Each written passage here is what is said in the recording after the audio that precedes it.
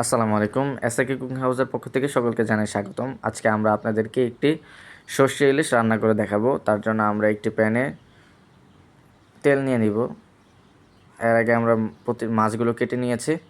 তারপর আমরা প্যানে তেল নিয়ে নিব। তেল নেওয়ার পর আমরা পেঁয়াজ এবং রসুন বাটা দিয়ে দিব। পেঁয়াজ এবং রসুন বাটা দিয়ে আমরা খুব ভালোভাবে নাড়াচাড়া করে দেব।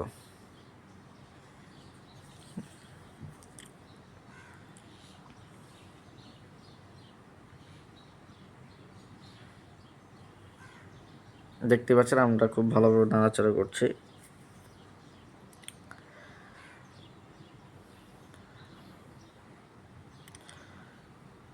নাড়াচাড়া করবেন যখন খুব ভালোভাবে এটা ভাজা হয়ে যাবে।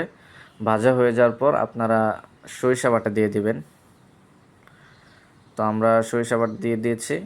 তারপর আমরা কাঁচামরিচ দিয়ে দিব। কাঁচামরিচ দিয়ে আমরা সামান্য একটু নাড়াচাড়া করে হলুদ এবং মরিচের গুঁড়া, আদা জিরার বাটা দিয়ে দিব। দিয়ে সামান্য পরিমাণ পানি দিয়ে আমরা খুব ভালোভাবে নাড়াচাড়া করব।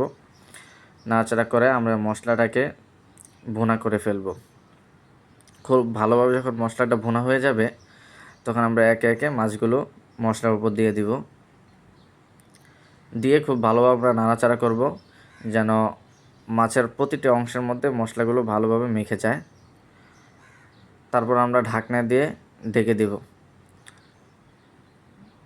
ঢাকনা দিয়ে ঢেকে দেওয়ার পর কিছুক্ষণ পর আমরা ঢাকনাটাকে উঠিয়ে ফেলব যখন এটা মশলাটা মেখে যাবে মাছের প্রতিটি অংশের সাথে। তো তারপর আমরা সামান্য পরিমাণ পানি দিব। সামান্য পরিমাণ পানি দিয়ে আমরা আবারও ঢাকনা দিয়ে ঢেকে দেব। যখন মাছটি খুব ভালোভাবে হয়ে যাবে, ভালোভাবে হওয়ার পরে আমরা ঢাকনাটি উঠাবো। ওঠার পর দেখতেই পাচ্ছেন আমাদের সরষে ইলিশ খুব সুন্দরভাবে হয়ে গিয়েছে। আপনারা খুব সহজেই ঘরোয়া রেসিপি সরষে ইলিশ করে নিতে পারবেন। সকলকে জানাই ধন্যবাদ।